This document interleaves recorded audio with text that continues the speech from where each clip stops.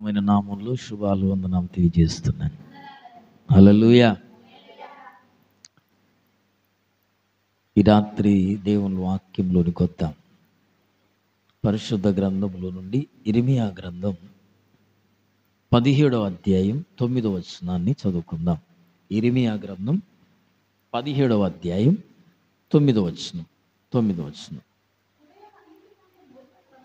హృదయము అన్నిటికంటే మోసకరమైంది. అది ఎలాంటిదంటే ఘోరమైన వ్యాధి గలది. దాన్ని గ్రహింపగలవాడెవడు? ఒకని ప్రవర్తనను బట్టి వాని క్రియల ఫలము చొప్పున ప్రతీకారము చేయుటకు యెహోవా అను నేను హృదయమును పరిశోధించువాడును, అంతరింద్రియములను పరీక్షించువాడను. హల్లెలూయా, హల్లెలూయా, హల్లెలూయా. చూసారా బైబిల్ని? చదువుబడిన వాక్య భాగం ఏం చెప్తుంది? ప్రభునందు ప్రియులారా, మనుష్యులు ఈ విషయం పట్టించుకోరట. ఏ విషయం పట్టించుకోరు? అందుకే బైబిల్ చెప్పింది. ఇర్మియా ప్రవక్త దేని గురించి మాట్లాడుతున్నాడు అంటే, హృదయమట అన్నిటికంటే మోసకరమైంది. అది బహుఘోరమైన వ్యాధి గలది. ఇక్కడ ఏమున్నదో ఎవరికి తెలియదండి. ఇక్కడ కూర్చున్నాం, మనమంతా కూర్చున్నామా లేదా? ఎక్కడున్నాం? ఎక్కడికి పోయామంటే మన ఇంట్లో వాళ్ళకి చర్చికి వెళ్ళామని తెలుసు. ఇక్కడున్న మనందరికీ నీ పక్కకున్న వాళ్ళు మందిరంలో ఉన్నారని తెలుసు. అవునా కదా? కానీ నువ్వు ఎక్కడున్నావో ఎవరికి తెలుసట అంటే, ఎవరికి తెలుసు? హల్లెలూయా. నీ ఆలోచన ఎక్కడుందో, నీ మనసు ఎక్కడుందో, నువ్వేం ఆలోచన చేస్తున్నావో, నువ్వు ఎట్లున్నావో, అందుకోసం బైబిల్ చెప్పింది. ఇర్మియా ప్రవక్త ప్రవచనం ద్వారా చెప్తున్న మాట, హృదయము అన్నిటికంటే అంటే ఎలాంటిదట? మోసకరమైంది. హల్లెలూయా. ఈ ప్రపంచంలో అన్నిటికంటే స్పీడ్గా నడిచేది ఏదో తెలుసా? అమ్మా కదా. చాలామంది ఏమన్నారంటే బస్ అని వాళ్ళు అన్నారు. బస్ కంటే ఇంకా ట్రైన్ బాగపోతుంది కదా, ట్రైన్ అన్నారట. ట్రైన్ కంటే ఇంకా ఫ్లైట్ అంటే ఏంటి? విమానం. దానికంటే ఇంకెక్కువ ఏది పోద్ది అంటే రాకెట్ అన్నారట. ఇంకా దానికంటే ఎక్కువ ఏది ఫాస్ట్గా వెళ్తుందంటే, శాస్త్రవేత్తలంతా ఒకసారి కూర్చొని మాట్లాడుతున్నప్పుడు అన్నిటికంటే స్పీడ్గా వెళ్ళేది ఏంటంటే మనసు. హల్లెలూయా. ఈయనే ఉంటాం కానీ ఇప్పుడు అమెరికాకు పోయి రమ్మంటే పోయేస్తాం. హల్లెలూయా. అవునా కదా? అమెరికాకు పోయేస్తాం, హైదరాబాద్ పోయేస్తాం, ఇక్కడనే ఉంటాం మనం. కానీ అందుకోసమే బైబిల్ చెప్పింది, దేవుని వాక్యం చెప్తుంది, హృదయము అన్నిటికంటే మోసకరమైంది. అది మన చేతిలో ఉండదు, ఎప్పుడెక్కడుంటాదో తెలియదు. అందుకోసమే బైబిల్ చెప్పింది మత్తయి సువార్త 5వ అధ్యాయం 8వ వచనంలో, హృదయ శుద్ధి గలవారు ధన్యులు. హల్లెలూయా. ఏముండాలట? ఇది మోసకరమైంది. దీన్ని చూసుకోవాలి, జాగ్రత్తగా చూడాలా. దేన్ని చూడాలి? ప్రభునందు ప్రియులారా, ఎందుకు ఈ మాట చెప్తున్నానంటే, బైబిల్ చెప్తుంది దేవునికి కనపడేది ఏంటంటే, వాక్యం చెప్తున్న మాట, ఒకని ప్రవర్తనను బట్టి వాని క్రియల ఫలము చొప్పున. ఒకళ్ళు ప్రవర్తించే ప్రవర్తనను మనసులో పుట్టిన ఆలోచనట క్రియల రూపంలోకి వస్తుంది. హల్లెలూయా. అవునా కదా? ఒకళ్ళని ఎప్పటి నుంచో తిట్టాలనుకుంటున్నాం, ఇవాళ ఓపిక పడతాం, రేపు ఓపిక పడతాం, ఎల్లుండి ఓపిక పడతాం, 4 రోజులైనా ఓపిక పడతాం, 5 రోజులైనా ఓపిక పడతాం, 6వ రోజు మాత్రం ఆగమే, నెల కావచ్చు ఓపిక పడతాం. కానీ కడుపులున్నదంతా అన్నాక నిమ్మలం అవుతుంది మనకు. అంటే ఏంటి? హృదయం. ప్రభునందు ప్రియులారా, ఎందుకు ఈ మాట నేను జ్ఞాపకం చేస్తున్నానంటే, ఒకని క్రియలు, ఆ క్రియలకి దేవుడు ఫలం ఇచ్చేవాడట. హల్లెలూయా. మనం క్రియలు ఎలా చేస్తామంటే, ప్రభునందు ప్రియులారా, ఆలోచన అనేది మెదడులో పుడితే, మనసులో పుడితే, హృదయంలో ఆలోచన కలిగితే, మనస్సులో ఆలోచన కలిగితే, ఈ ఆలోచన ఎక్కడికి పోద్ది? తలకెక్కుద్ది.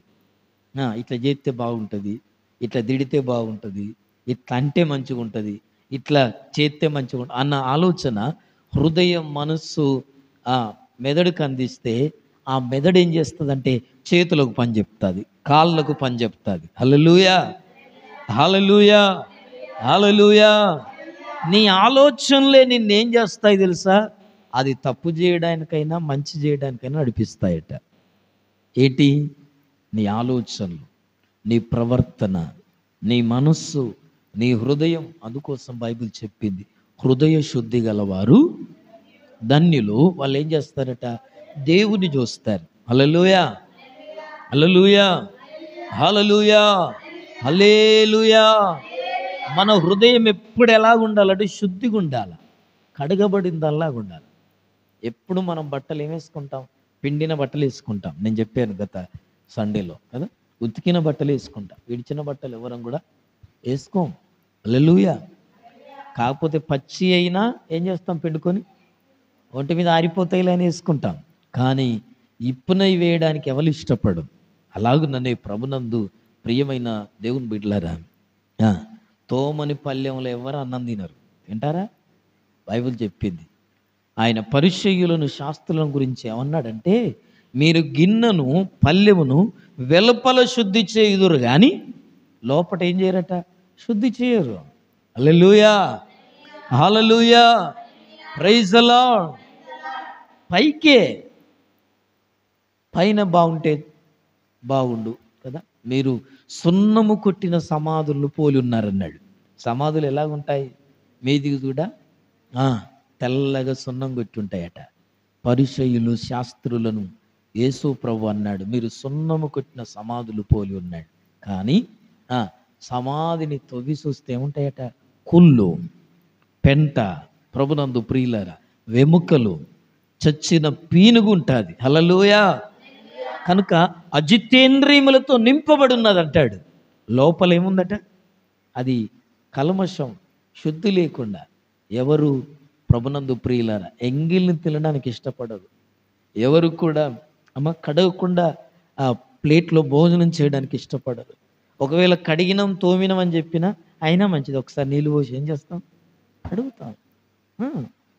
అయితే ఆ నీటి కంటే ముఖ్యమేంటో తెలుసా? హృదయాన్ని శుద్ధి చేయాలట. హల్లెలూయా. ఏం కడగాల? హృదయాన్ని కడగాల, శుద్ధి చేయాలి. హృదయం ఎప్పుడు శుద్ధిగా ఉంటుందో వాళ్ళు ఏం చేస్తారంటే దేవుణ్ణి చూస్తారు. హల్లెలూయా. హృదయ శుద్ధి గలవారు ధన్యులు, వారు దేవుణ్ణి చూచెదరు. దేవుణ్ణి చూడాలి, దేవుణ్ణి కలుసుకోవాలంటే హృదయం శుద్ధి ఉండాలి. హృదయంలో కుళ్ళు పెట్టుకొని, కుతంత్రాలు పెట్టుకొని, కుట్రలు పెట్టుకొని, కోపం పెట్టుకొని, పగ పెట్టుకొని, ద్వేషం పెట్టుకొని, అసూయ పెట్టుకొని, ఇవన్నీ అందులోకి వచ్చేటి. మనిషిని నాశనం చేసేది ఏందో తెలుసా అమ్మ? ఒక మనుష్యున్నట నాశనం చేయగలిగేదట కడుపులో నుండి, మనస్సులో నుండి వచ్చే ఆలోచన లేనట. మీద దాకిన గాయాలు ఏం చెయ్యవు. ఏది పాడు చేస్తుందో తెలుసా? కడుపులో ఉన్న కుళ్ళు పాడు చేస్తుందట, రోగాల పాలు చేస్తుంది, మంచాన పడేటట్టు చేస్తుంది. ఎందుకు ఈ రాత్రి మాట చెప్తున్నానంటే, పంది ఎప్పుడూ కంపు కొట్టదట. పందికి నేను పందిని దానికి ఎప్పుడన్నా కంపు కొడుతుందా? ఒకసారి ఎడ్వర్డ్ విలియం పాస్టర్ గారు అన్నారు, ఏమన్నాడంటే, మనం వరంగల్లో ఎప్పుడైనా సులభ కాంప్లెక్స్ అంటే మూత్రశాలలకు పోతారు కదా, షాపింగ్ మాల్లో అక్కడో ఇక్కడ పోతాం కదా, ఆ బాత్రూమ్ కాడికి పోగానే మనం ఏం చేస్తాం అమ్మా కదా? ఖర్చుపో, కొంగో, లేదా లాస్ట్కి చేతులతోనో ముక్కు మూసుకొని ఏం చేస్తాం? పోతాం. ఎందుకంటే ఎప్పుడూ నలుగురు కదా, చాలామంది వచ్చిపోతుంటారు కనుక ఆడ భయంకరమైన వాసన వస్తుంటారు. కానీ అక్కడట ఒక వ్యక్తి డబ్బులు తీసుకునే స్త్రీ కానీ పురుషుడు కానీ కూర్చుంటాడు. చూసారా ఎప్పుడైనా? కూర్చుంటారా? ఆడెప్పుడన్నా ముక్కు మూసుకున్నాడా? ఎందుకు మూసుకోలా? హల్లెలూయా. వాడు మూసుకోడు. అందుకే పంది కంపు కొడుతుందని అనిపించదట. అలాగే తెలియదట పందికి, నేను కంపును, నేను బురదలో ఉంటాను, దాని తెలియదు పాపం.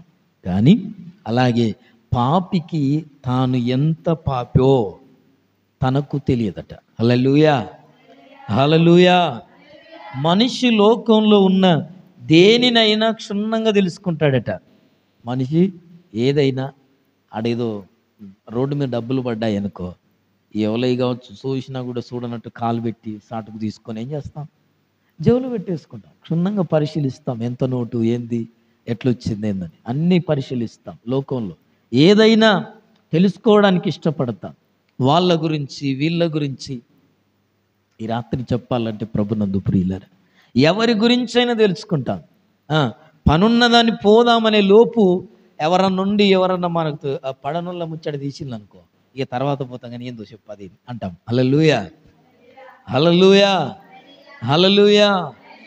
అర్థమవుతుందా ఈ రాత్రి ప్రభునందు ప్రియమైన దేవుని బిడ్డలారా? వారి గురించి వీరి గురించి ఆరాలు తీయగలం. ఎవరు సొంటోళ్ళు, ఎవరు ఎలక్షన్లలో పడతాను, ఎవరు పోటీ చెప్తాను, ఎవరు ఎన్ని పైసలు మనకెందుకు, మనకెందుకు? హల్లెలూయా. మన పనిలో మనం బిజీ ఉండాలా. మనకి పనులతో పనిలే ఉందా ఏమన్నా? ప్రార్థన చేసే వాళ్ళకు లోకం పనుల్లో బిజీగా ఉండరు. మీరు ఎప్పుడైనా చూడండి, ఏ పనిలోనోడు ఏం చేస్తాడంటే వాళ్ళ ముచ్చట్లు, వీళ్ళ ముచ్చట్లు, ఈ ఇంటి ముచ్చట్లు, ఆ ఇంటి ముచ్చట్లు తీసుకొస్తారు. చూడండి మీరు, తనకు తానుగా ఒక షెడ్యూల్, తనకు తానుగా ఈరోజు ఇది చేయాలి, ఈరోజు ఇది చేయాలి, ఈ గంటకు ఇది చేయాలి, ఈ గంటకు ఆ పని చేయాలి, ఈ గంటకు బట్టలు ఉతకాలి, ఈ గంటకు వంట చేయాలి, ఈ గంటకు పిల్లలకు అది చేయాలి అనే టైం టేబుల్ ఉన్నోళ్ళు బయట సమయాన్ని ఏం చేయరు, వేస్ట్ చేయరు, వృధా చేయరు. మనం టైమును వాడుకోవడం రాదు. ప్రభునందు ప్రియులారా, ఎప్పుడైతే మనం లోకంతో, మనుషులతో, ప్రజలతో, లేకపోతే రకరకాల వాటితో గడుపుతామో మనలోనికి ఏమొస్తుందంటే ప్రభునందు ప్రియులారా మోసకరమైంది వస్తుంది. హల్లెలూయా, హల్లెలూయా, హల్లెలూయా. మనలోనికి పాపం ప్రవేశిస్తుంది. మనం ఎంత పాపులమో అన్న సంగతట ఆ పాపం మన మీద ఏలుబడి చేసేదాకా తెలియదట. హల్లెలూయా. అర్థమవుతుందా? మనం ఆ తప్పు చేసేంత వరకు ఒకళ్ళ గురించి చెడుగా చెప్పారనుకో, ఉదాహరణకు చెప్తున్నాను, ఎవరైనా చెడుగా ఒకళ్ళ గురించి చెప్పామనుకో, వాళ్ళు కలిసినప్పుడల్లా అదే మాట గుర్తొస్తుంది మనకు, వాళ్ళు చెప్పిన మాట గుర్తొస్తుంది. దాన్ని తుడిచేయలేము. ఎందుకంటే మన మనస్సు అంత సున్నితమైంది, ఆకర్షిస్తుంది, పట్టేసుకుంటుంది. ఎవరి గురించి ఏది చెప్పినా ఆ భావన ఉండిపోతుంది. హల్లెలూయా. కానీ క్రైస్తవులుగా మనం ఏం చేయాలంటే హృదయ శుద్ధి చేయాలా. ఏం చేసుకోవాలా? ఏం చేయాలా? చెప్పండి చెప్పండి, ఏం చేయాలా? హృదయ శుద్ధి కలిగి ఉండాలి. హృదయ శుద్ధి ఉండాలి. లేకపోతే ఏముందో తెలుసా? హృదయము అన్నిటికంటే ఎలాంటిదట? మోసకరమైంది. అది ఏం చేస్తుందో తెలుసా? అది బహుఘోరమైన వ్యాధి గలదిగా మారుతుంది. మోసకరమైంది తర్వాత ఏమవుద్ది? వ్యాధి గలదిగా మారుతుంది. దాన్ని గ్రహించగలిగిన వాడెవడు లేడు. హల్లెలూయా, హల్లెలూయా, హల్లెలూయా. మన మనస్సును మనం స్వాధీనంలో ఉంచుకోవాలట, మన కంట్రోల్లో ఉంచుకోవాలి. మన హృదయాన్ని, మన తలంపులను, మన ఆలోచనలను. ఎవరి గురించి చెడుగున్నామో ఒకరు చెప్పితే ఏది నమ్మొద్దు. మనం దేవుని బిడ్డలం. ఒకరు చెప్తే ఏది నమ్మొద్దు. ఎవరి గురించి ఎవరు చెడుగా చెప్పినా వదిలేయాల. దేవుడు చూసుకుంటాడు. హల్లెలూయా. ఎవరి మీద పగ పెట్టుకోవద్దు, ఎవరి గురించి చెడుగా మాట్లాడొద్దు. ఎందుకు ఈ మాట చెప్తున్నానంటే ప్రభునందు ప్రియమైన దేవుని బిడ్డలారా, ఆరాలు తీయగలుగుతాం. ఎదుటివారు ఎటొంటోల్లో కూడా తీరిగ్గా చెప్పగలుగుతామట. హల్లెలూయా. ఎదుటి వాళ్ళు ఎసొంటోల్లో కదా. చాలామందికి లోకంలో ఉన్న అలవాటు ఏంటంటే ఎదుటోళ్ళు ఎసొంటోల్లో అని చెప్పడానికి ఇష్టపడతారు బాగా. వింటున్నారు? ఈ రాత్రి ఈ మాటలు నేను ఎందుకు జ్ఞాపకం చేస్తున్నానంటే ప్రభునందు ప్రియులారా, కానీ నిన్ను అడిగినా కూడా ఈ రాత్రి నీ చుట్టుపక్కల ఉన్నోళ్ళు ఎలాంటి వాళ్ళు చెప్పగలుగుతావు, కానీ నువ్వేసొంటోడు చెప్పావా ఎప్పుడైనా ఎవరికైనా? మనం ఎసొంటోళ్ళము, నా గుణమేంటో, నా తత్వం ఏంటో, నా ఆలోచన ఏంటో, నా కోరిక ఏంటో, నేను ఎట్టుండాలనుకుంటా ఎవ్వరు చెప్పబట. మనమేంటో మనం ఎప్పుడు కూడా ప్రభునందు ప్రియులారా మన నిజస్థితిని ఎప్పుడు చూసుకోం. కానీ ఎదుటి వారి గురించి ఆరాలు తీయడం, తెలుసుకోవడం, చెప్పడం మనకు చాలా తేలికట.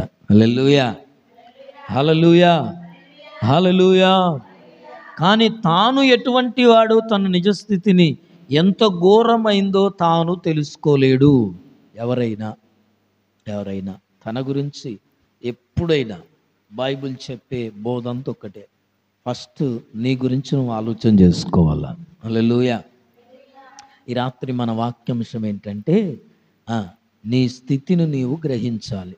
నువ్వు ఎలాగున్నావో నువ్వే చూసుకోవాలా. హల్లెలూయా. మనం ఎలాగున్నాం ఎవరు చూడాలా? ఎవరు చూడాలమ్మా? కదా, మనం అద్దం ముందుకెళ్ళి మన ముఖాన్ని చూసుకుంటాం, మన బట్టల్ని చూసుకుంటాం.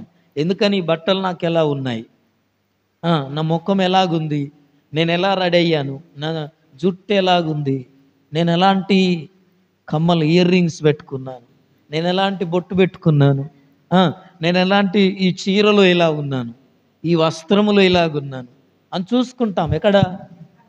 అద్దములో. ఎందుకు చూసుకోవాలా? ఎట్లాగూ రెడీ అయ్యాం, ఎట్లాగూ 2000 పెట్టి చీర కట్టుకున్నాం, మళ్ళీ ఎందుకు చూసుకోవాలి అద్దంలా? ఎప్పుడు డౌట్ రాదే మీకు? ఎందుకు చూసుకోవాలి? నువ్వే కొనుక్కున్నావు కదా 2000 పెట్టి చీర, డిజైన్ పెట్టి జాకెట్ కుట్టించుకున్నావు, అవునా కదా? ఏరి కోరి సెల్ ఫోన్లో చూసి, క్యాట్లాగ్ చూసి, ఈ బొమ్మ చూసి, ఆ బొమ్మ చూసి, వాళ్ళు కుట్టించుకున్నారని 2 దారాలు వెనక పెట్టించుకొని, అవునా కదా? కదా, ఇంకేమంటాం? లేదా పెద్ద అంటాడు ఒక సేవకుడు అన్నాడు, అమ్మా వెనక ఏంటి పెద్ద వెంటిలేటర్, పెద్ద కిటికీ. హల్లెలూయా, ప్రైజ్ ది లార్డ్. మనమే ఇష్టపూర్తి గుర్తించుకున్నాం, మళ్ళీ అద్దంలో ఎందుకు చూడాలా? ఎందుకు చూడాలి? నేను అనేది అది. నువ్వు కొనుక్కున్నదేనా? నువ్వు కొనుక్కున్న గాజులేనా? నువ్వే కొనుక్కున్న గడియారమేనా? నువ్వు కొనుక్కున్న చీరేనా? నువ్వు కొనుక్కున్న బట్టలేనా? మళ్ళీ అద్దంలో ఎందుకు చూడాలి? అంటే అవి నాకు ఎట్లున్నాయో. హల్లెలూయా. నువ్వు కొనుక్కున్నాయే, నీకు ఇష్టమై కొన్నాయే అయినా నువ్వు కట్టుకున్నాక ఎట్లున్నావో చూసుకుంటావు. హల్లెలూయా, అవునా కాదా నేను చెప్పేది? చూస్తాం. అలాగే అలాగే మన ఆత్మీయ జీవితాన్ని, మన హృదయాన్ని కూడా ప్రతిదినం మనం చూసుకోవాలా. చూసుకోకపోతే మనం పడిపోతాం, మనం చెడిపోతాం, మన జీవితం పతనమవుద్ది.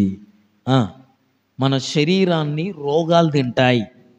వింటున్నారా? మన శరీరాన్ని ఏం తింటాయి తెలుసా మీకు? హల్లెలూయా. పాపం వలన వచ్చు జీతం మరణానికి ముందొచ్చే ఇంట్రడక్షన్స్, అవి ముందు ఏమంటాం, సిమ్టమ్స్. మరణానికి ముందొచ్చే సిమ్టమ్స్ ఏమిటంటే రోగాలు. హల్లెలూయా. కనుక మన దాన్ని ఎవరు గ్రహించరట. ఎదుటి వాళ్ళదియో ఎంతైనా చెప్పగలుగుతామట. ఎదుటిల గురించి మాట్లాడాలంటే, చెప్పాలంటే, వివరించాలంటే పనులన్నీ మానేసుకొని కూర్చొని మాట్లాడతాం. కానీ తన గురించి తాను గ్రహించుకోలేడట మానవుడు. నిస్సహాయకుడు. తన గురించి తాను ఆలోచించుకుంటే ఇంకోల గురించి ఆలోచించరు. హల్లెలూయా. తన భవిష్యత్తు, తన జీవితం, తన బట్టలు, తన పిల్లలు, తన ఉద్యోగం, తన వ్యాపారం, తనకున్నది ఆలోచన చేసుకుంటే ఇతరుల విషయంలో ఎవరి జీవితాల్లో ఏలుపెట్టాం మనం. హల్లెలూయా. రాత్రి దేవుడు వాక్యం ద్వారా జ్ఞాపకం చేసేది ఏంటంటే, నీ స్థితిని నువ్వు గ్రహించాలా, నీ స్థితిని నువ్వు చూసుకోవాలా, నువ్వు ఎక్కడున్నావో, నువ్వు ఎలాగున్నావో. ఎందుకంటే బైబిల్ చెప్తుంది, హృదయము అన్నిటికంటే మోసకరమైంది, అది ఘోరమైన వ్యాధి గలది, దాన్ని గ్రహింపగలిగే వాళ్ళు ఎవరు లేరు అని అనుకుంటున్నాం. నా హృదయాన్ని ఎవ్వరు చూడట్లా, నా కడుపులో ఉన్న ముచ్చట ఎవరికి అనుకుంటాం మనం చాలాసార్లు. నేను అదే చెప్తున్నా, మనుషులంగా మనకుండే ధీమా అదొక్కటే. మనం కడుపులో ఉన్న విషయాలు ఎవ్వరికి తెలియదు అనుకుంటాం. కానీ దాని కిందనే దేవుని వాక్యం చెప్తుంది, ఇదిగో ఒకని ప్రవర్తనను బట్టి వాని క్రియల ఫలము చొప్పున, వాడు చేసే ఆలోచన చొప్పున, వాళ్ళు చేసే క్రియల చొప్పున నేను ప్రతీకారము చేయబోతున్నాను. హల్లెలూయా. దేవుడు ఏం చేస్తాడట? నీ ఆలోచనలకు ప్రతీకారం తీసుకొస్తాడు, నీ తలంపులకు ప్రతీకారం తీసుకొస్తాడు. ఎవ్వరు పట్టించుకోరు అనుకోవద్దు. మనం దేవుని బిడ్డలం, మనం దేవుని నమ్ముకున్నాం. మన దేవుడు ఎలాంటి వాడట? మనం ఆరాధించేవాడు హృదయ పరిశోధకుడు. ఆయన చూసేదే హృదయాలను. ఆయన నీకు మొక్కుబళ్ళొద్దు, ఆయన నీ ఆట పిల్లలొద్దు, నీ గొర్రె పిల్లలొద్దు, నీ డబ్బులొద్దు. ఆయనకేం కావాలా? ఆయనకు కావాల్సిందే హృదయం, ఆయనకు కావాల్సిందే నీ మనస్సు, ఆయనకు కావాల్సిందే నీ ఆలోచన, నీ ప్రవర్తన. దాన్ని చూసే దేవుడు నిన్ను దీవిస్తాడు. హల్లెలూయా, హల్లెలూయా, హల్లెలూయా, హల్లెలూయా. డాక్టర్ ఇంతగానం చదువుకుంటాడు, ఎండి, ఎంబీబీఎస్, ఇంకా బోర్డు పెట్టుకుంటాడు. డాక్టర్ దగ్గరికి పోయినాక కూర్చున్నాక మనల్ని అడిగితే కానీ ట్రీట్మెంట్ చేయడు. ఏం లాభం ఇంత చదువుకొని అంటున్నారా? వింటున్నారా మీరు? డాక్టర్ అయినా చదువుకున్నాడు. ఒకవేళ గుండె జబ్బుతో పోయానుకో, గుండె డాక్టర్ అయినా గుండె మొత్తం తెలుసు ఆయనకు. అందులో ఎన్ని నరాలు ఉంటాయి, ఎన్ని హోల్స్ ఉంటాయి, అది ఎలా పనిచేస్తుంది అన్నీ తెలుసు డాక్టర్. కానీ నువ్వు చెప్తే తప్ప నీకు ఏ రోగం ఉందో డాక్టర్ తెలియదు. దాన్ని ఎవరు గ్రహించలేరు. నేను చెప్పేది అది. నీకున్న బలహీనతను, నీకున్న ప్రవర్తనను ఎవ్వరు చూడలేరు, గ్రహించలేరు. అందుకే మోసకరమైంది హృదయం. దాన్ని గ్రహించగలవాడెవడు లేడు. అందుకే బైబిల్ చెప్తుంది, ప్రభునందు ప్రియులారా, ఎదుటి వాళ్ళ రోగాలను పసిగట్టగలిగి తనలో ఉన్న రోగాన్ని కనుక్కోలేనివాడు వైద్యుడు. ఎదుటివారి రోగాలను, అమ్మ ఏమైంది, అయ్యో ఏమైందో డాక్టరే చెప్పాలి చూసి. అవునా కదా? నిజానికి డాక్టర్ దగ్గరికి పోతే డాక్టర్ చెతస్కోప్ పెట్టో లేకపోతే టెస్ట్ చేసో ఏమైందో చెప్పాలి. అమ్మ నీకేమైంది అంటాడు మనం పోయినాక. డాక్టర్ దగ్గరికి పోవడం ఏంటి? డాక్టర్ మనల్ని ఏమైందని అడగడం ఏంటి? ఫీజు కట్టి మరి ఓపి. హల్లెలూయా, హల్లెలూయా. మనం చెప్తే కానీ ఏ రోగమో తెలియదు మళ్ళా డాక్టర్కి. ఏం చదవండి ఇది, నాకు అర్థం కాదు. అదే ప్రభు దగ్గరికి వచ్చావనుకో, నువ్వు ఏ రోగంతో వచ్చావో చెప్తాడు, నీ హృదయంలో ఉన్న బాధ చెప్తాడు. అవునా కదా? ప్రభు ఎప్పుడు కూడా ఎందుకంటే ఈయన హృదయ పరిశోధకుడు. ఎవరికి తెలియకపోయినా నీ కడుపులో ఏముందో చూస్తాడు ఈయన స్కానింగే వేరు. ఇంకా అలాంటి స్కానింగ్లు రాలేదేమో. ఎంఆర్ఐలు వచ్చాయి, కొన్ని ఎంఆర్ఐలు కూడా దొరకాయి. హల్లెలూయా. అందుకే చెప్తున్నాను, బైబిల్ చెప్తుంది, ప్రభునందు ప్రియమైన దేవుని బిడ్డలారా, ఎంత నిస్సహాయుడంటే అలాగే తన గురించి తనకు తెలియని మనిషి అంతే నిస్సహాయుడు. మన గురించి మనకు తెలవాలా. నీ గురించి ఈరోజు ఈ రాత్రి వాక్యం వింటున్న మీ అందరి జీవితాల్లో నీ స్థితి ఏంటో నువ్వు గ్రహించాలా. కనీసం నువ్వేంటో నీకన్నా అర్థం కావాలా. ఎవరు? అవునా కదా? మనం ఏంటో మనకు కూడా అర్థం కాకపోతే మనం పిచ్చలమో మనకు అర్థం కాదు. నువ్వేంటో కాస్తో కూస్తో నీ ఇంట్లో నువ్వు తెలియాలి. అసలే నీకు నువ్వు తెలియదంటే నువ్వు ఎక్కడున్నావు అనుకోవాలో ఏమన్నా. అయ్యా ఇలాంటి విషయాలు బైబిల్ చెప్తుందా అంటే చెప్తుంది. హల్లెలూయా. మన స్థితిని మనం గ్రహించినప్పుడే ప్రభునందు ప్రియులారా మన జీవితాల్లో దేవుని కార్యాలను చూడగలుగుతాం. మనమేంటో ఎక్కడున్నామో ఎక్కడ చూడాలా? చీర కట్టుకున్నప్పుడు, రెడీ అయినప్పుడు, ఫంక్షన్కి వెళ్తున్నప్పుడు అద్దం దగ్గరికి ఎట్లా వెళ్ళి చూస్తున్నావో, నువ్వు ఎలాగున్నావో ఈ వయసులో అర్థమవుతుందా? నీ భక్తి జీవితంలో, నీ ఆత్మీయ జీవితంలో, నీ ఆధ్యాత్మిక జీవితంలో, నువ్వు దేవునితో నడిచే ఈ ప్రయాణంలో ఎక్కడున్నావో చూసుకోవాలా. అద్దంలో చూసుకున్నట్లుగా. ఎక్కడుంది అద్దం? ఎక్కడుంది అద్దం? వాక్యం అనే అద్దంలో పాటలు పాడతాం. వాక్యం ఎలాంటిదట? అద్దము లాంటిది, అద్దము లాంటిది. నీ హృదయంలో ఉన్న మచ్చలను చూపెట్టేది అద్దమే, నువ్వు చేసే తప్పులను చూపెట్టేది అద్దమే. హల్లెలూయా. ముఖం మీద మచ్చ ఉంటే ఎవరు చూపెడతారు? చూపెడతదా? చూపెట్టదా? దెబ్బ తాకింది, బొడుసు వచ్చింది, ఎవరు చూపెడతారు? హల్లెలూయా, హల్లెలూయా.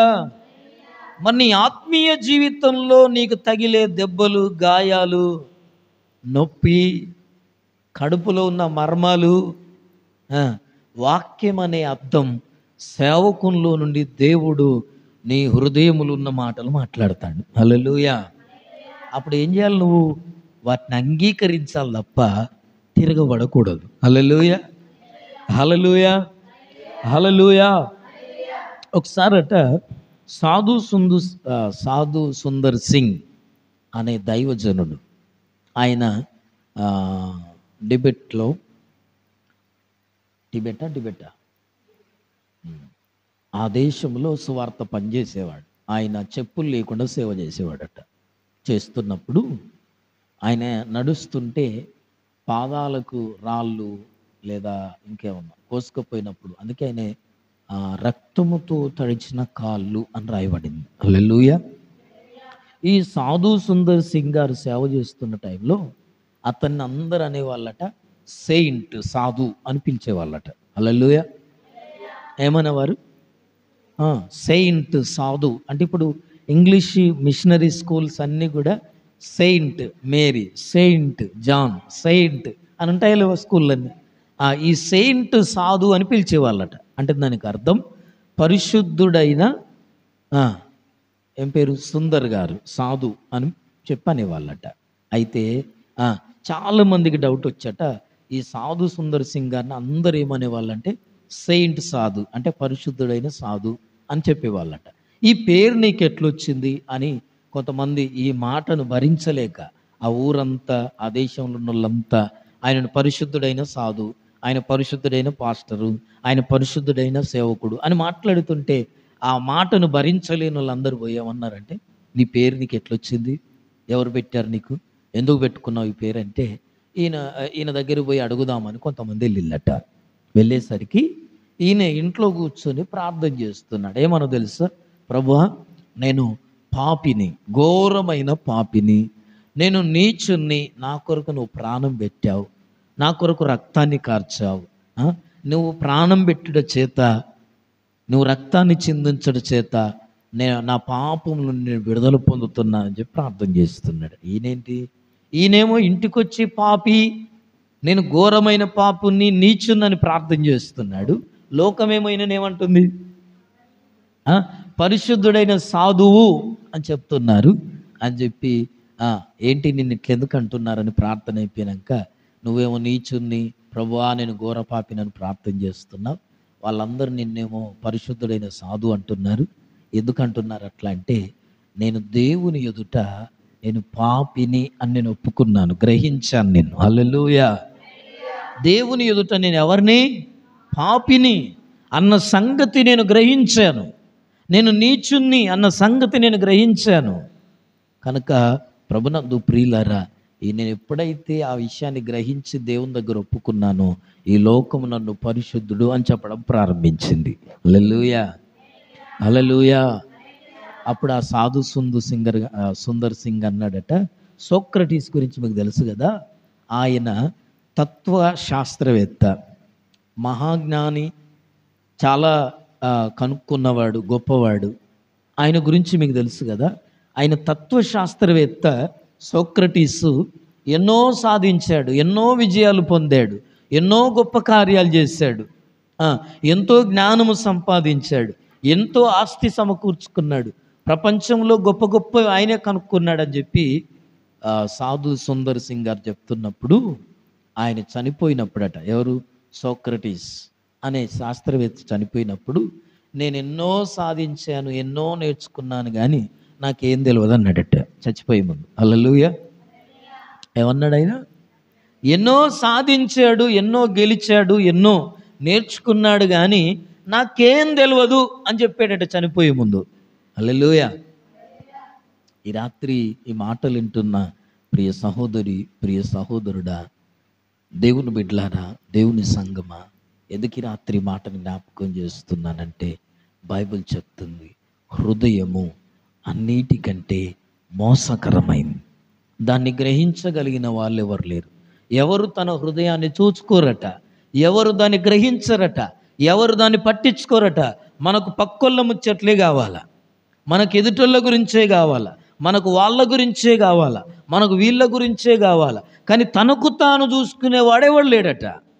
దాన్ని గ్రహించేవారు లేరు, ఎవడు లేడు. ఎందుకు ఈ మాటని రాత్రి జ్ఞాపకం చేస్తున్నానంటే, ఈ రాత్రి నీ స్థితిని నువ్వు గ్రహించాలి. సుందర్ సింగ్ గారు తన జీవితంలో తను పాపినని గ్రహించాడు. కనుకనే లోకమంతా అతడు పరిశుద్ధుడైన సాధువు అన్నారట. ఎందుకు ఈ మాటని జ్ఞాపకం చేస్తున్నా అంటే, ప్రభునందు ప్రియులారా, ఈ లోకంలో మనం పరిశుద్ధులం కావాలంటేనట అపరిశుద్ధతను గుర్తించాల. మనం పరిశుద్ధులుగా తీర్చబడాలంటే మన అపవిత్రతను మనం విడిచిపెట్టాలట. మనం నీతిమంతులుగా మారాలంటే మనలో ఉన్న అవినీతిని మనం ఏం చేయాలా? విడిచిపెట్టాలి. మనం నిత్య జీవం పొందాలంటే మనం నిత్య నరకానికి పాత్రులం అన్న సంగతి గుర్తుంచుకోవాలా. హల్లెలూయా, హల్లెలూయా, హల్లెలూయా. ఇప్పటిదాకా చెప్పాను నేను, బాత్రూమ్ దగ్గర కూర్చున్నవాడు ఎప్పుడు ముఖానికి మాస్క్ పెట్టుకోవడం, మనకి వాసన రాదు. ఎందుకనంటే అలవాటు పడిన జీవితం. హల్లెలూయా. రోజు అక్కడే ఉంటాడు, రోజు అదే వాసనలో ఉంటాడు. అందుకే పాపములో బ్రతికే వ్యక్తి, తప్పుడుగా జీవించే వ్యక్తికి తప్పులేమి అనిపించవట. ఏది తప్పు అనిపించదట. అందుకే హృదయం ఎట్లుండాలంటే సున్నితమైనది, మెత్తనిదై ఉండాల. ప్రతిదీ గ్రహించగలగాల, ప్రతిదీ చూడగలగాల. నీ మీదికి వచ్చిన ప్రభావమును నువ్వు చూడగలగాల. ఎప్పుడు ఏది పట్టించుకోకుండా ఏం కాదులే అనుకుంటూ వెళ్ళిపోతే అది మనం ప్రమాదంగా మారే అవకాశం ఉంది. హల్లెలూయా, హల్లెలూయా, హల్లెలూయా, హల్లెలూయా కదా. మనం నడుపుతున్న వాహనానికి ముల్లో లేదా ఏమంటాం రాడు ఏదో ఇనుప ముక్క కుచ్చుకున్నదని తెలిసినా కూడా ఏం గత్తి అది బయటలో పోతుంది, అట్లే పోయామనుకో ఏమవుతుంది? గాలి దిగుద్ది, నీ ప్రయాణం సాగనివ్వదు. నీ హృదయంలో కూడా కల్మషం పెట్టుకొని నువ్వు ప్రయాణం చేయలేవు. అంటే నీ జీవితాన్ని ముందుకు తీసుకెళ్ళలేవు. కల్మషం ఉంటే నీ మనస్సు ఏముండదు, ఫలవంతంగా ఉండదు, నువ్వే పని చేయలేవు. మనస్సు బాగలేని వాళ్ళు ఏదైనా పని చేస్తారా చెప్పండి నాకు? రంజున్నోళ్ళు పని చేస్తారా? బాధున్నోళ్ళు ఫంక్షన్లకు వెళ్ళగలుగుతారా? వెళ్ళలేము. ఆరోగ్యం బాగాలేని వాళ్ళు ఫంక్షన్ ఉన్నది అలా పెళ్ళికి పోవాలని చెప్తే నీకు ఏడు ఏర్పడుతుంది, నాకు పానం మంచిగా లేదంటే అంటాం మనం. ప్రభునందు ప్రియమైన దేవుని బిడ్డలారా, ఎందుకు ఈ రాత్రి మాటలు నేను జ్ఞాపకం చేస్తున్నానంటే, ఎవరైతే తాను మనపూర్వకంగా పాపినని ఒప్పుకోడో అతడు దేవుని చేత క్షమించబడలేడట. హల్లెలూయా, హల్లెలూయా, హల్లెలూయా. మన స్థితిని మనం గ్రహించాల. ఈ రాత్రి నేను చెప్పేది ఒక్కటే, మన స్థితిని మనం గ్రహించాల. మనం ఎవరమో మనకు తెలియాలా. ఎవరి గురించి? నేను బయటల గురించి అనట్లా, మీ ఇంట్లో గురించి అనట్లా. ఈ రాత్రి నువ్వెవరో నీకు తెలవాలా. తెలిస్తే నువ్వు దేవుని సన్నిధిని పొందుకుంటావు, నువ్వు దేవుని కార్యాలు చూస్తావు. నీ హృదయము శుద్ధిగా మారితే నువ్వు దేవుణ్ణి చూడగలుగుతావు. నీ హృదయం శుద్ధి కాకుండా నువ్వు దేవుణ్ణి చేరుకోలేవు, దేవుణ్ణి పొందుకోలేవు, దేవుని సన్నిధిని అనుభవించలేవు. దేవుని తాకిడేంటో నీకు తెలియదు. అందరూ రబరబా రిబరిబా అంటారు, నీకు ఏది రాదు ఇది పోదు. ఎందుకు? గలిబిలిగా ఉన్నది నీ హృదయం. నీ ఆలోచన ఎక్కడో ఉంది, నీ మనసు ఎక్కడో ఉంది. నీ పక్కలున్న వాళ్ళు గంతేస్తారు, భాషలు మాట్లాడతారు, వెలుగును చూస్తారు, దర్శనాలు చూస్తారు, అద్భుతాలు పొందుకుంటారు, ప్రతి వారం సాక్ష్యం చెప్తారు. నువ్వు మాత్రం అక్కడే ఉంటావు. కారణం ఏంటి అనుకుంటున్నావు? నీ స్థితిని నువ్వు గ్రహించకపోతే దేవుణ్ణి కలుసుకోలేవు. హల్లెలూయా, హల్లెలూయా, హల్లెలూయా. ఎవరైతే తాను పాపినని ఒప్పుకోలేడో దేవుని చేత ఆ వ్యక్తి ఏం చేయలేడు? క్షమించబడదు. ఎవరు క్షమించబడరో వాళ్ళట పరిశుద్ధులు కాలేరట. ఒప్పుకున్నవాడు క్షమించబడతాడు, క్షమించబడ్డవాడు ఏమవుతాడట? పరిశుద్ధుడవుతాడు. ప్రభునందు ప్రియులారా, బైబిల్లో నుంచి నేను ఒక విషయాన్ని జ్ఞాపకం చేసి రాత్రిని ముగిస్తాను. బైబిల్లోంచి ఒక సందర్భాన్ని జ్ఞాపకం చేస్తాను. ఒక తండ్రికి 2 కుమారులు ఉన్నారు. ఇప్పటికే సగం లైట్ వెలిగిందేమో. వెలిగిందా? వెలిగితే మంచిదే. హల్లెలూయా. ఇద్దరి కుమారులు ఉన్నారు. ఇద్దరిని తండ్రి చాలా బాగా చూసుకుంటున్నాడు. చూస్తున్నాడా లేదా? చూసుకుంటానా లేదా మీరు మీ పిల్లల్ని? ఒకరిని ఎక్కువ ఒకరు తక్కువ చూస్తున్నారా? చూడకండి, తప్పు. దేవుడు తీర్పు తీరుస్తాడు. హల్లెలూయా. నీ క్రియల ఫలమును ఏం చేస్తాడు ఆయన? ప్రతీకారం చేస్తాడు. నీ పిల్లలందరినీ ఒకే రీతిగా చూడాలి. అది బిడ్డ అయినా కొడుకైనా చూడాల్సిందే. అది దేవుని నిర్ణయం. దేవుడు ఇచ్చాడు, పిల్లల్ని దేవుడు ఇచ్చాడు. ఇద్దరిని ఒకేలాగా చూడాలి. అమ్మాయిని అమ్మాయిలాగా చూడాలి, అబ్బాయిని అబ్బాయిలాగా చూడాలి. ఇంట్లో అన్నీ సమానంగా ఇవ్వాలా. హల్లెలూయా, హల్లెలూయా. ఎందుకు ఈ రాత్రి మాటను జ్ఞాపకం చేస్తున్నట్టు ప్రభునందు ప్రియులారా, ఒక వ్యక్తికి ఇద్దరు కుమారులు ఉన్నారు. చిన్నవాడు ఏమయ్యాడు? ఇదిగో లోక స్నేహం చేశాడు. లోకములో చాలా మందితో స్నేహం చేసి వానికి లోకం అలవాటు అయిపోయింది. లోకముతో స్నేహం చేసేవానికి ఏం అలవాటు అవుద్ది? లోకమే అలవాటు అవుద్ది.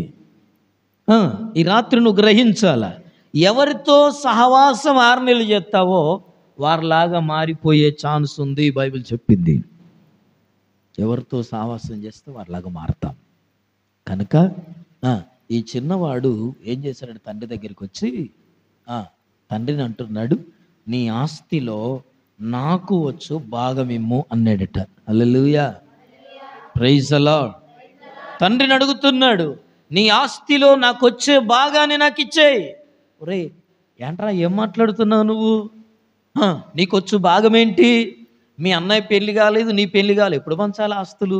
పెళ్ళైన తర్వాత కదా, ఈయన ముసలాయన అయిన తర్వాత కదా. కానీ చిన్నవాడు అంటున్నాడు, నేను దూరదేశం పోవాలా. హల్లెలూయా. నేను నా స్నేహితులతో గడపాలా. నీ ఇంట్లో ఉంటే ఎప్పుడు చూసినా ఈ డొక్కు టీవే, ఈ డొక్కు కారే, ఈ డొక్కు బండే, ఈ ఎప్పుడు చూసినా పొలం కాడికి అంటావు, ఎప్పుడు చూసినా ఇంట్లో ఈ బర్లే, ఈ దోమలే. ఇటున్నారా? ఇంకేమంటాడు? నీతో నుండి ఇదే లైఫ్.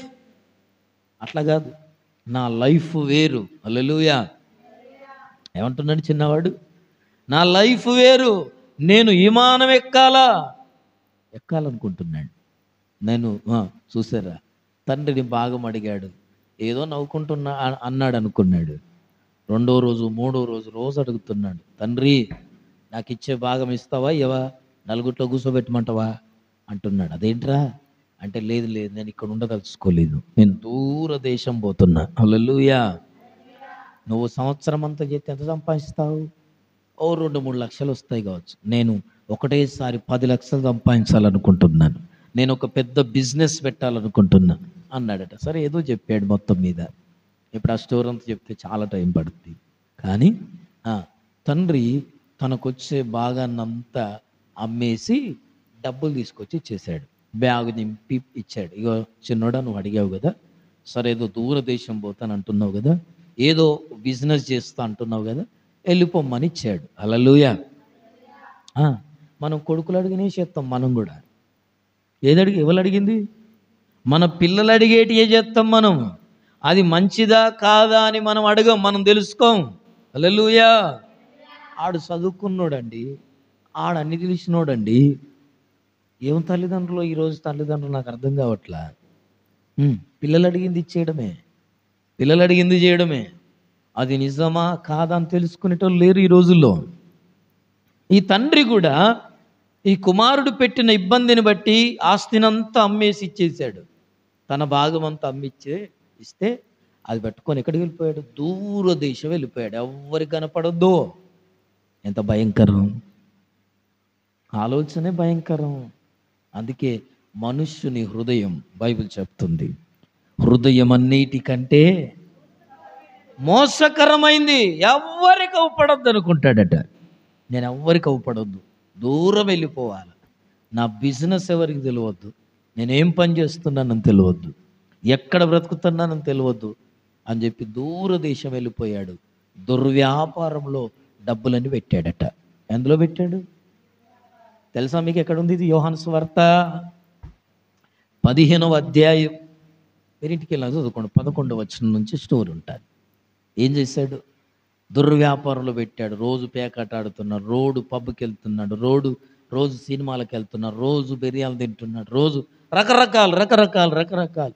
ఓ చాలా మంది ఫ్రెండ్స్ అయిపోయారు. ఎక్కడ మీది? ఓ నువ్వు చాలా మంచోడు ఉన్నట్టున్నావు అని అందరూ బోలెడు మంది అయిపోయారు ఫ్రెండ్స్. రోజు ఖర్చు పెట్టేస్తుంటే తండ్రి దగ్గర నుంచి తెచ్చిన డబ్బంతా అయిపోయిందట. హల్లెలూయా. నిద్రొచ్చిన వాళ్ళు గట్టిగా చెప్తారు హల్లెలూయా. ప్రభునందు ప్రియులారా, జరిగింది ఏంటంటే దుర్వ్యాపారంలో డబ్బంతా అయిపోయింది.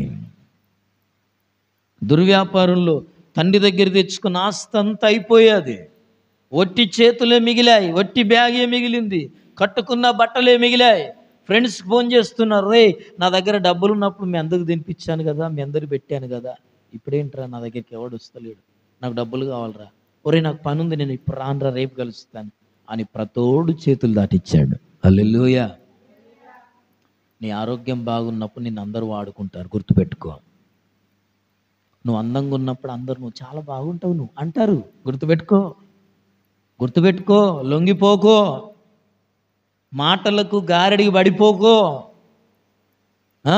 యవ్వనంలో పంది కూడా అందంగా ఉంటుందట. చిన్నప్పుడు స్కూల్లో మా టీచర్ చెప్పాడు, మీకు తెలుసో తెలియదు. ఓ పాఠం ఉంది, హిందీ పాఠం ఉంది ఒకటి. యవ్వన కాలంలో పంది కూడా ఎట్లుంటుందట, సుందరగా ఉంటుందా? చాలు ఓకే. చూసారు, నిజమే. ప్రభునందు ప్రియులారా, అక్కెరున్నంత వరకు అందరూ నా వాళ్ళ కనపడతారు. హల్లెలూయా, హల్లెలూయా, హల్లెలూయా, హల్లెలూయా, ప్రైజ్ ది లార్డ్, హల్లెలూయా. ప్రభునందు ప్రియమైన సహోదరుడా, దుర్వ్యాపారులు డబ్బంతా పోగొట్టుకున్నాడు. తినడానికి తిండి లేదు, ఆకలిస్తుంది, బట్టలన్నీ మార్చిపోయాయి, కంటికి నిద్ర లేదు, తినడానికి తిండి లేక నిద్ర పట్టట్లా, ఏం చేయాలో అర్థం కాలేదు. ఎక్కడ పనికి వెళ్దామంటే ఎవరు దగ్గర తీస్తలేరు. నిన్నటిదాకా తిరిగిన వాడు ఎవరు చేరదీసేవాళ్ళు లేడు. ఇదిగో కొంత దూరాన పందులను మేపే వ్యక్తి కనపడ్డాడట. ఆ పందులను మేపే వ్యక్తి దగ్గరికి వెళ్ళిపోయి, అయ్యా నాకేమన్నా పని ఇస్తావా, నాకు డబ్బులు వద్దు, నాకు కడుపు నిండా భోజనం పెడతా చాలన్నాడట. సరేరా ఈరోజు పనులకి వచ్చాయి, చేరు, పని చేసిన తర్వాత భోజనం పెడతానన్నాడట. హల్లెలూయా. ఎంత భయంకరం చూడండి. నీకు దేవుడిచ్చిన ఆయుష్కాలాన్ని, దేవుడిచ్చిన ఆరోగ్యాన్ని పాడు చేసుకోవద్దు. నువ్వు తుచ్చమైన ఆశలకు, లోకభోగాలకు, మనుషుల అభిప్రాయాలకు, మనుషుల ఆలోచనలకు, మనుషుల మభ్యపెట్టే మాటలకు నీ జీవితాన్ని నువ్వు తాకట్టు పెట్టొద్దు. నీ భక్తి జీవితాన్ని, నీ ఆత్మీయ జీవితాన్ని, నీ అంతరంగాన్ని ఎప్పుడు పాడు చేసుకోవద్దు. అది చెప్తున్నా. దేవుని ఆలయమును పాడు చేయువాన్ని నేను పాడు చేస్తానన్నాడు కొరింథీ పత్రికలో. మన హృదయం దేవుని, దాన్ని పాడు చేసినవని దేవుడు ఏమన్నాడు? హృదయాన్ని పాడు చేయొద్దు. హృదయ శుద్ధి గలవారు ధన్యులు, వారు దేవుణ్ణి చూస్తారు. హల్లెలూయా, హల్లెలూయా, హల్లెలూయా, ప్రైజ్ ది లార్డ్, హల్లెలూయా. ప్రభునందు ప్రియమైన దేవుని బిడ్డలారా, ఆ దుర్వ్యాపారంలో పోగొట్టుకున్నాడు, ఆ దగ్గర చేరాడు. వాడన్నాడు, రే పందులకు మేత పెట్టిపోరా అన్నాడు.